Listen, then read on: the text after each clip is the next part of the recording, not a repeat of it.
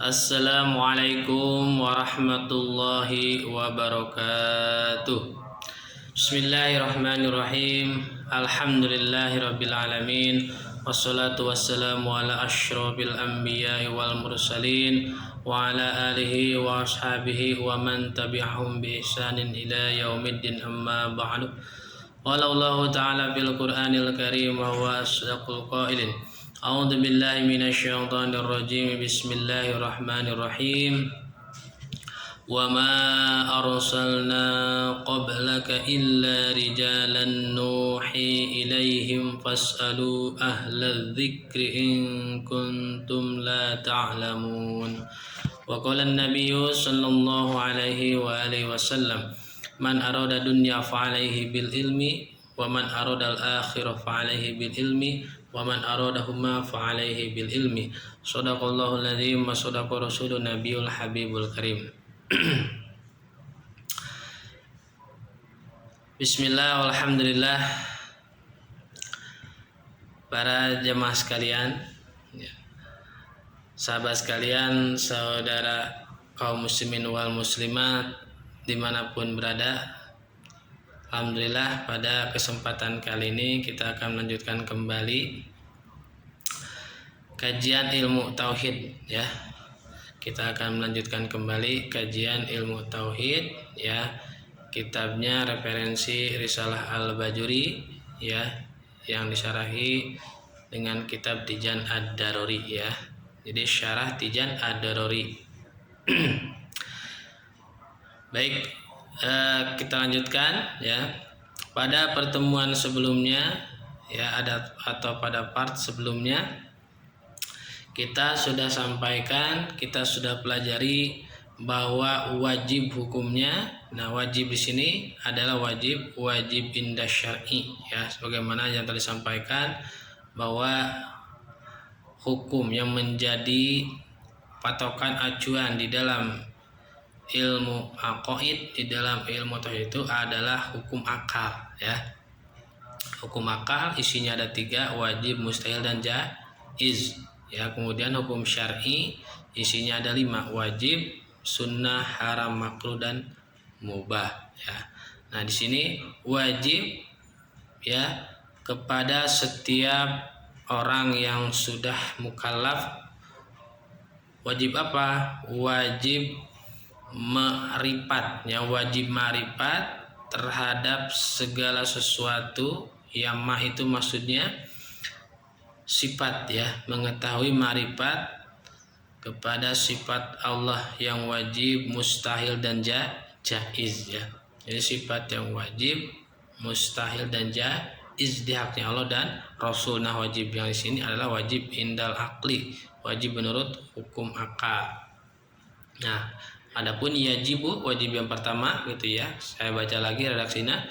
Yajibu ala kulli mukallafin ayyarifa ma yajibu fi haqqihi ta'ala. Jadi ada 2 kewajiban. Yang pertama wajib indah syar'i, yang kedua wajib indal akli ya. Saya ulangi ya, wajib indah syar'i yaitu ma yusabu ala fa'lihi wa yu'aqabu ala tarki, segala sesuatu yang mendatangkan pahala, yang mendapatkan pahala apabila dikerjakan, dan mendapatkan dosa apabila ditinggalkan. Itu wajib indah syar'i untuk hukum syariat. Yang kedua wajib indal akli, itu ma la yatasarrafu fil akli adamuhu atau ma la yakul aklu adamahu ya. Segala sesuatu yang tidak bisa dimengerti atau tidak dapat diterima oleh akal, ketiadaannya sesuatu tersebut. Jadi harus ada. Nah, itu wajib indal akli. Nah, ya, bagaimana disampaikan ya, sifat yang wajib itu jumlahnya ada 20 ya. Wajib yang sifat yang wajib di haknya Allah ada 20, yang mustahil ada 20, yang wenang 1. Jadi jumlah 41. Nah, kemudian sifat yang wajib 20 itu ya terbagi menjadi 4 bagian ya. Yang pertama disebut sifat nafsiyah, yang kedua ada yang disebut sifat salbiyah, yang ketiga sifat mani, yang keempat sifat maknawiyah Ya, sifat nafsiyah jumlahnya 1, sifat salbiyah jumlahnya 5, sifat mani jumlahnya 7, sifat manawiyah jumlahnya 7. Jadi jumlahnya pas genap 20. Baik, sifat yang pertama yang wajib di haknya Allah adalah sifat wujud, ya. Ya, sifat wujud. Nah, sifat wujud ini adalah sifat yang berhubungan dengan dat, ya. Jadi sifat wujud adalah sifat yang menunjukkan adanya dat Allah, yang menunjukkan dat, ya. Jadi dat Allah itu ada, wujud, ya. Nah, ini disebutnya yang pertama wujud adalah sifat nafsiyah, ya. Dan kemudian sifat nafsiyah ini memang hanya ada satu, itu sifat wujud saja, ya. Ini disebutnya sifat nafsiyah. Sifat nafsiyah subutiyah, sifat yang tetap, ada dat Allah, ya. Duna makna zaid, tidak ada makna lebih, ya. Cukup dikatakan bahwa Allah itu ada, ya. Tidak ada makna yang lebih, artinya tidak bisa dikatakan wujudnya seperti apa, apakah mempunyai tangan, kaki seperti manusia, apakah adanya dikarenakan ada faktor yang lain dan lain sebagainya, ya. Itu tidak ada pengertian seperti, tidak boleh dikatakan seperti itu. Duna makna zaid, tidak ada tidak ada kaitannya dengan yang lain, ya.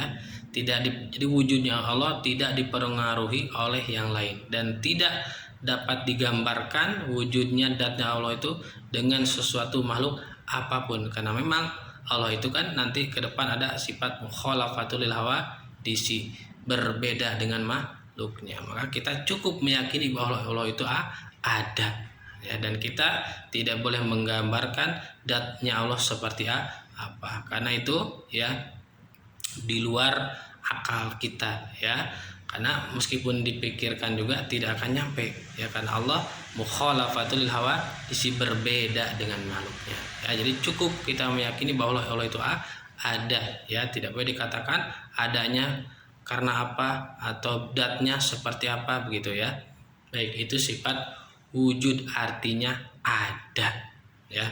Jadi saya ulangi, sifat yang pertama yang wajib Allah adalah sifat wujud. Nah, sifat wujud ini adalah sifat yang berhubungan dengan dat, yaitu sifat yang menunjukkan adanya dat Allah, ya. Wujud itu artinya ada.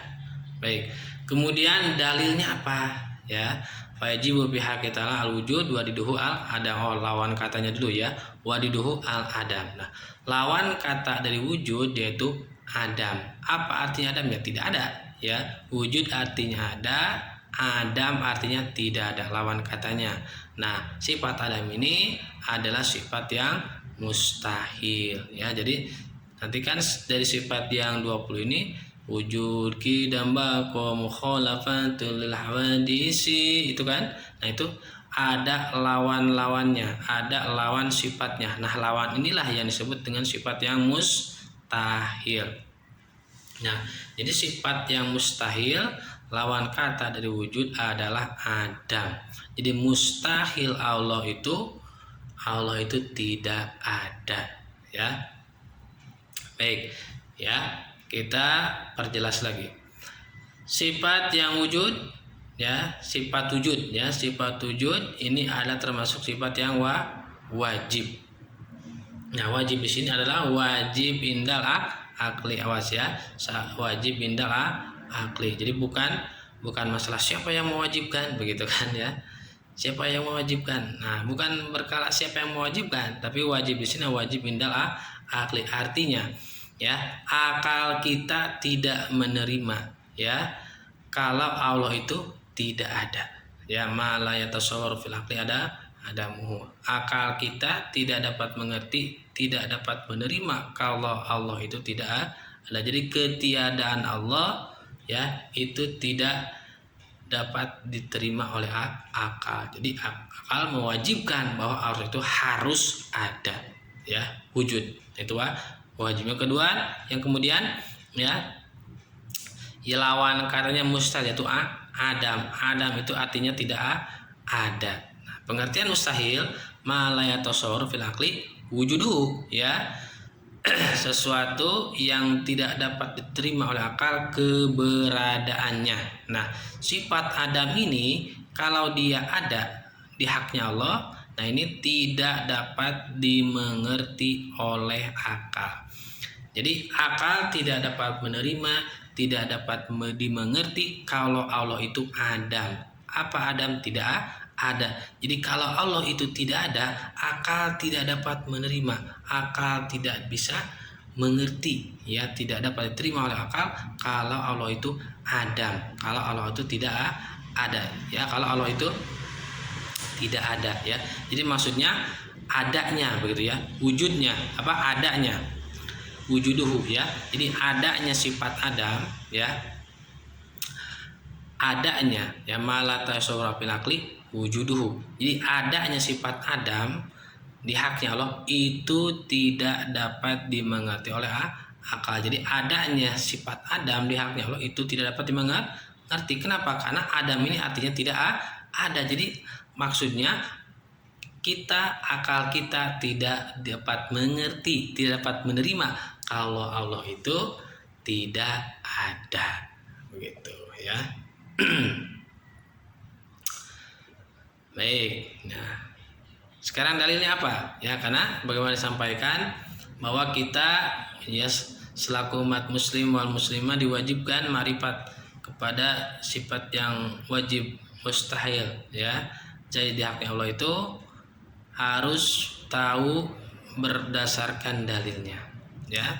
Harus tahu berdasarkan dalilnya, karena memang sejatinya yang dimaksud dengan ma'rifat itu idrakun jajibun bihaitsu ma tardudun muwafiqun lima fil waqi nasyun andalilin, ya, keyakinan yang kuat yang tidak ada keraguan dalamnya, yang sesuai dengan realita dan timbul berdasarkan dalil, ya. Jadi kita diwajibkan ma'rifat itu, berikut juga diwajibkan tahu ma'rifatnya berdasarkan dalil, ya, tahu dalilnya. Nah, dan wajib di sini wajibnya wajib ain, ya, fardu ain, ya, atau wajib ain. Kan di dalam ilmu hukum syariat ada wajib itu ada terbagi dua, ada wajib ain, wajib kifayah, atau bisa dikatakan fardu ain, fardu kifayah.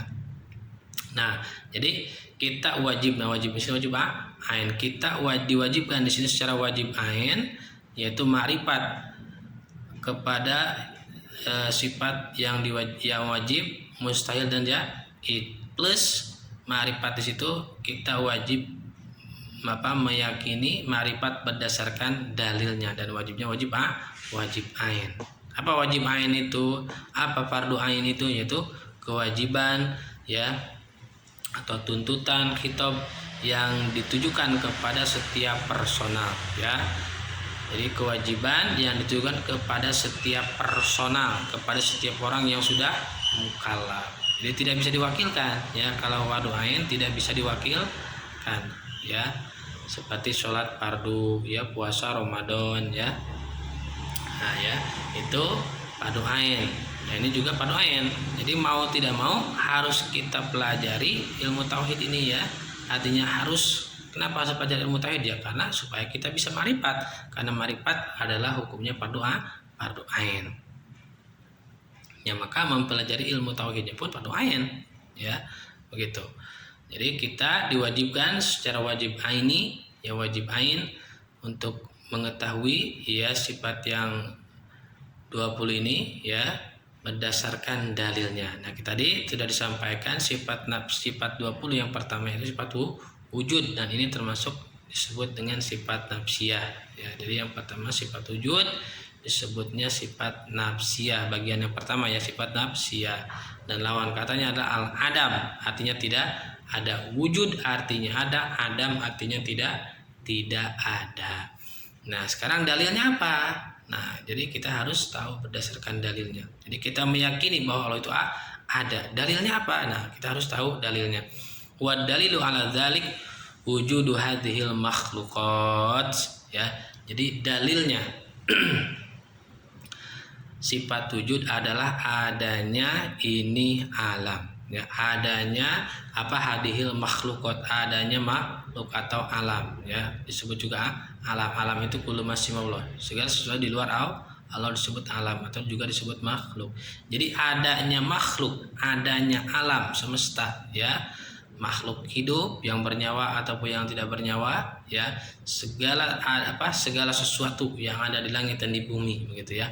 Jadi adanya makhluk, adanya alam itu menjadi dalil bahwa Allah itu ada, bahwa Allah itu bersifat wujud. Nah, itu dalil.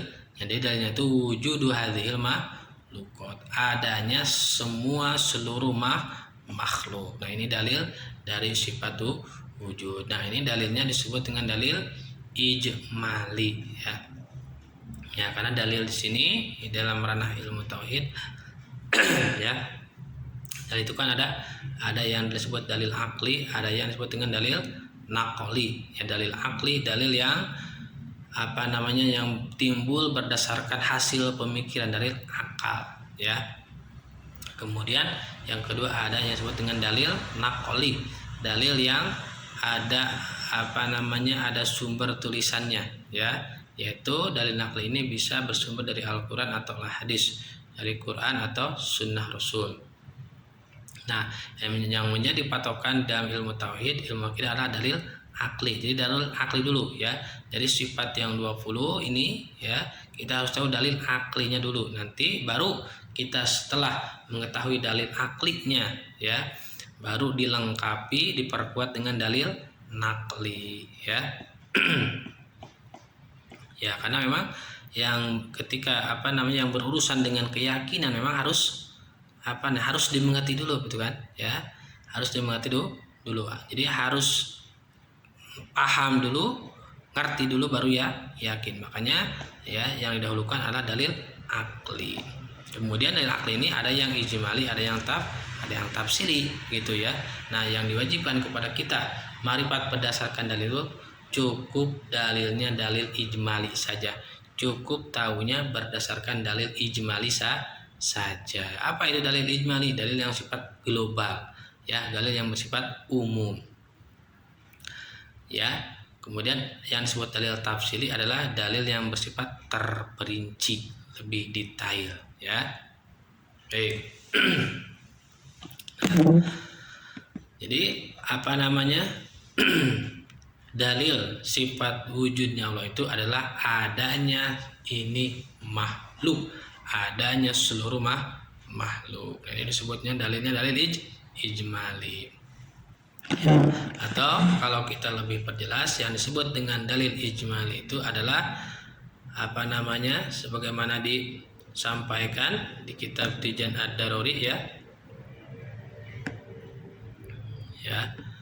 Coba, nah, wa dalil ijmali huwal majuju, ya, an tafsirihi wa dafi syubhat wa dafi syubhihi, begitu, ya.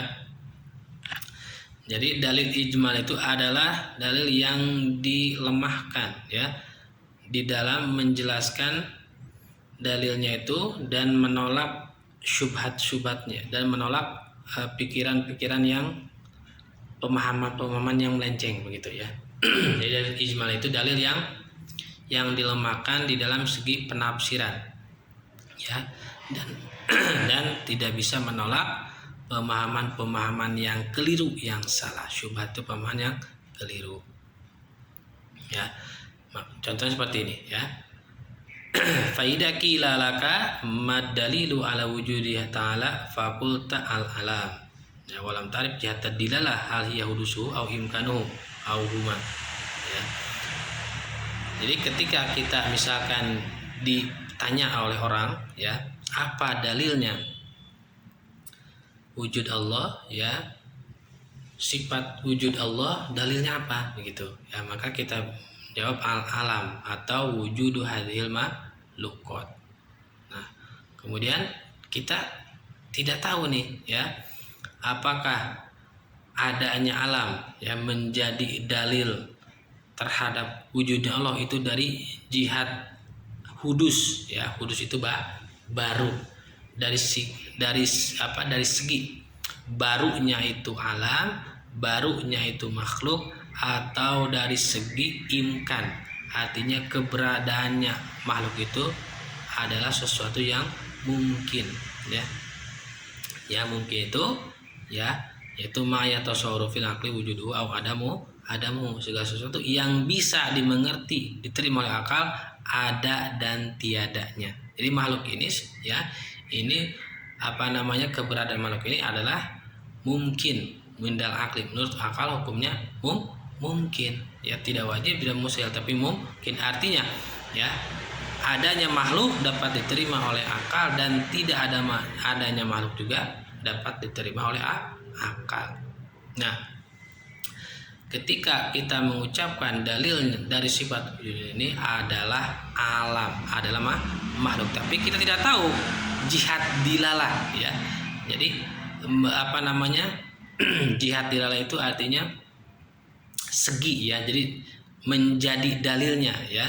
Jihad dilalahnya menunjukkannya ini alam terhadap adanya ditinjau dari segi apanya, begitu. Kita tidak tahu apakah dari barunya itu alam atau dari imkan, keberadaan alamnya itu yang mungkin. Kita tidak tahu, ya.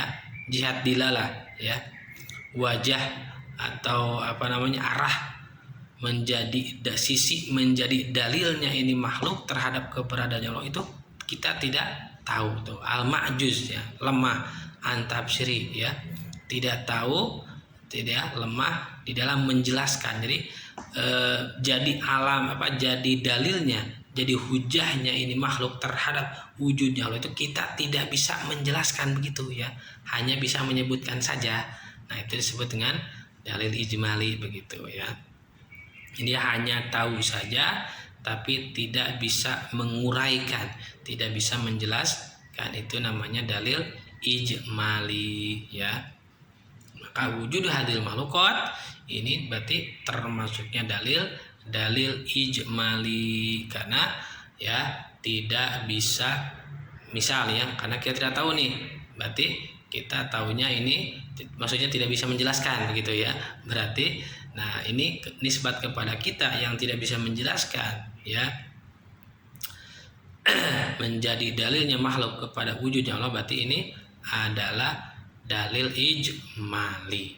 Nah, kemudian yang kedua dalil tafsir. Nah, kebalikan dari dalil ijmali, yaitu kalau dalil tafsiri, ya, kita tahu terhadap dalil dari suatu sifat tersebut dan kita mampu menguraikannya, dan kita juga tahu, ya, jihadud dilalahnya, tahu, ya,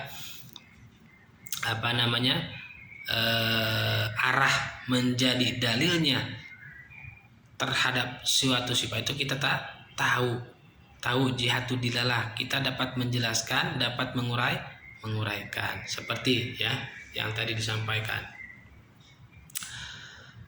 Apa dalilnya, ya, sifat wujud bagi Allah? Dalilnya apa? Misal ada yang menanya kepada kita, ya, kita jawab wujudu hadhil makhluqat atau al-alam, ya. Kemudian kita bisa menjelaskan bahwa menjadi dalilnya, ya, adanya ini makhluk terhadap wujudnya Allah karena ini makhluk ini adalah hudus, ya. Hudus itu baru itu apa, ya? Jadi wujud qoblal adam, artinya keberadaannya itu didahului dengan tidak ada, ya. Jadi keberadaan sesuatu didahului dengan tidak ada, ya. Jadi wujudnya sesuatu, adanya sesuatu didahului dengan tidak ada, atau bisa dikatakan adanya itu ada permulaan. Jadi adanya sesuatu ada permulaannya. Nah, kita teliti, ya, coba. Jadi adanya makhluk ini adalah hudus, ya. Jadi adanya makhluk ini adalah hudus, artinya keberadaan makhluk ada permulaan, adanya didahului dengan tidak ada, ya. Kenapa bisa dikatakan dengan demikian? Karena yang namanya alam itu berubah, ya. Al-alam mutaghayyirun wa kullu mutaghayyirin hadisun. yuntiju al-alam hadisun, ya. Kenapa bisa dikatakan bahwa alam itu hadis? Karena alam itu, makhluk itu berubah, ya. Makhluk, seluruh makhluk, ya, makhluk yang bernyawa dan yang tidak bernyawa, ya, yang ada di langit dan di bumi itu bersifat berubah, tidak tetap. Dan segala sesuatu yang berubah, yang tidak tetap itu adalah hadis baru. Jadi yuntiju, kesimpulannya, ya, al-alam hadisun, makhluk itu, ya, atau alam itu baru, berubah, ya. Coba aja kita perhatikan seperti langit, ya, cuaca, ya, ada mendung, ada panas, begitu kan, ada hujan, ada badai, kadang tidak ada, ya. Terus apalagi, ya, itu dari langit, bumi juga kan, ya, yang mulanya misal tanah nih yang tanahnya subur misal, ya, kemudian bisa menjadi tandus begitu, ya, atau pohon-pohon yang tadinya berubah, ya, yang tadinya kecil menjadi itu kan perubahan, pertumbuhan, ya, pertumbuhan itu perubahan, ya, berubah. Kita juga manusia, ya, yang tadinya berubah kan, tadinya kecil menjadi besar, yang tadinya seperti ini menjadi seperti itu, berubah, ya. Hari ini kita melakukan ini, besok melakukan apa misalkan, ya, jadi berubah berubah secara fisik maupun secara ahwal begitu, ya. Jadi tagoyur, yang namanya alam itu berubah, ya. Nah, segala sesuatu yang berubah itu, ya, itu pangkatnya hadis baru, ya. Artinya keberadaannya itu ada permulaan atau didahului dengan tidak ada. Ya, contohnya langit dan bumi sebelumnya kan tidak ada, ya. Sebelum diciptakan oleh Allah tidak ada. Maka kemudianlah diciptakan Allah, maka menjadi ada. Nah, adanya ini didahului dengan tidak ada, atau bisa dikatakan adanya itu ada permulaannya. Jadi adanya langit dan bumi ada permulaan. Kapan ya? Itu semenjak diciptakan. Begitu, ya. Atau seperti kita manusia, ya. Kita umpama dilahirkan tahun 95 misal, ya. Berarti adanya kita, wujudnya kita itu didahului dengan tidak ada. Karena tahun 93 kita tidak ada, ya. Jadi adanya kita didahului dengan tidak ada. Kelahiran kita didahului dengan tidak ada. Adanya kita, lahirnya kita, adanya kita ada permulaan. Kapan? Yaitu tahun 95, ya. Jadi seluruh makhluk itu baru, ya. Seluruh makhluk itu baru. Nah, ya. Nah, jadi barunya ini, ya, barunya makhluk, ya, karena ini makhluk baru menjadi dalil, ya, terhadap wujudnya Allah. Karena wujudnya Allah itu adalah qadim, ya. Nah, beda dengan makhluk, Allah itu wujudnya qadim, artinya tidak didahului, tidak ada, ya, artinya tidak ada awalnya, ya. Baik, ya, jadi jihad dilalahnya karena apa? Karena makhluk ini, alam ini berubah, dan setiap yang berubah adalah baru. Ya, jadi jihad dilalahnya wajah dalilnya ini menjadi dalil kepada sifat wujudnya Allah, karena ini makhluk itu hadis baru, dan setiap yang baru pasti ada yang membarukan, ya. Betul gak, ya? Jadi segala sesuatu yang sifatnya baru, ya, pasti ada yang mengadakan. Ya. Nah, pasti ada yang menciptakan. Jadi adanya sesuatu, ya, pasti ada yang mengadakan. Jadi adanya sesuatu yang hadis, ya, makhluk pasti ada muhdis yang menciptakan, ya. Jadi adanya adanya langit dan bumi, adanya makhluk hidup, manusia, hewan, adanya benda-benda yang mati, adanya seluruh makhluk, pasti setiap sesuatu yang baru ada yang mengadakan. Ya yahtaju ila muhdisin, pasti butuh yang mengadakan, karena tidak mungkin akal tidak dapat menerima kalau sesuatu ada tanpa ada yang mengadakan. Tidak mungkin, ya. Tidak mungkin. Contoh, ya, misalkan baju yang kita pakai ini tidak mungkin tiba-tiba ada, pasti ada yang membuat. Begitu, siapa? Penjahit, begitu ya. Rumah kita tidak mungkin tiba-tiba ada rumah kalau tidak ada yang membuat, ya. Motor, mobil, kendaraan tidak mungkin tiba-tiba ada kalau tidak ada yang membuat, begitu ya. Makanan tidak mungkin ada makanan kalau tidak ada yang memasak, kalau tidak ada yang mengadakan. Siapa yang mengadakan? Yang memasak, begitu ya. Nah, jadi wajah dilalahnya itu kenapa ya, jihad dilalahnya itu ya, makhluk ya, adanya makhluk menjadi dalil ya kepada wujudnya Allah. Jihad dilalahnya itu karena makhluk itu, alam itu pangkatnya hadis, pangkatnya baru, dan segala sesuatu yang baru butuh yang mengadakan, butuh kepada muhdis, butuh kepada yang mengadakan. Karena tidak mungkin akal kita tidak dapat menerima kalau ada sesuatu tidak ada yang menciptakan, kalau ada sesuatu tidak ada yang mengadakan, tidak ada yang menciptakan. Maka ya, adanya makhluk ini pasti ada yang menciptakan. Siapa? Ya Allah, begitu ya. Berarti Allah itu ada, gitu ya. Jadi karena alam ini, makhluk ini hadis ya, baru pasti ada yang mengadakan ya. Pas logikanya, pasti ada yang mengadakan. Siapa yang mengadakan? Siapa yang menciptakan? Yaitu Allah. Berarti Allah itu ada. Nah, itu jihad dilalahnya itu ya. Jihad dilalahnya seperti itu ya. Nah, kalau bisa menguraikan, menjelaskan seperti itu, mengerti ya, jihad dilalah adanya makhluk menjadi dalil kepada sifat wujudnya Allah, berarti itu disebutnya dalil tafsili, begitu ya. Ya, jadi ya, ketika kita ditanya apa dalilnya wujudnya Allah, adalah wujudu hadhil makhluqat, adanya ini alam. Kita tidak bisa menjelaskan, hanya menyebutkan saja, berarti dalil ijmali. Kemudian ketika kita tanya, kita bisa menyebutkan apa dalilnya, yaitu wujudu hadhil makhluqat. Kemudian bisa menjelaskan, menguraikan jihadu dilalahnya, maka itu disebutnya dalil tafsiri. Nah, gitu ya, dalil tafsiri. Dan kemudian ya